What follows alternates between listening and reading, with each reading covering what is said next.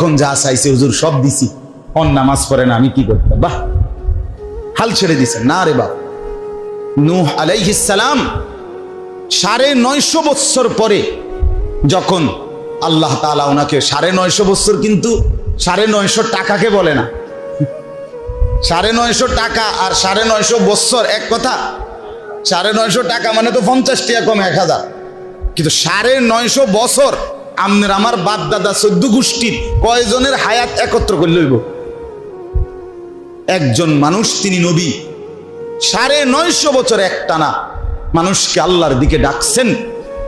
এরপরেও যেদিন নৌকা ছেড়ে দিবে, তুফান চলে উঠছে, পানি উঠে গেছে, পানি দেখা যাচ্ছে, তুফানের বন্যার পানি, আল্লাহর গজবের পানি, তখনও কোরআনে আছে হযরত নূহ আলাইহিস সালাম তার ছেলেটাকে টানাটানি করছে।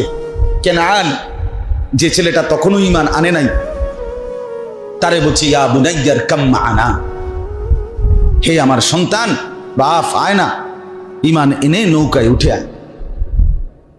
বাপ, পানি দেখা যাচ্ছে, ওয়াফারাত তান্নূর, চুলার ভেতর থেকে পানি বের হয়ে গেছে, পানি দেখা যায়, বাবা আয় না। ছেলেটা বলছে না আব্বা, সাআবি ইলা জাবালিন ইয়াসিমুনি মিনাল মা, আপনি যান, আমি আপনার খোদার তুফান আসলে, পানি আসলে আমি উঁচা পাহাড়ের উপরে আশ্রয় নেব। ইয়াসিমুনি মিনাল মা, ওই পাহাড় আমাকে আপনার খোদার পানি থেকে বাঁচায় দিবে। দেখেন নূহ আলাইহিস সালাম তখনও রাগ হয় নাই। আরে কয় কিরে ডাকায়, কার লগেরে তুই কইলি কথাটা? আল্লাহর সাথে কথা বোঝেন নাই না, এটা বলে নাই। বলছে লা আসিমাল ইয়াউমা মিন আমরিল্লাহ।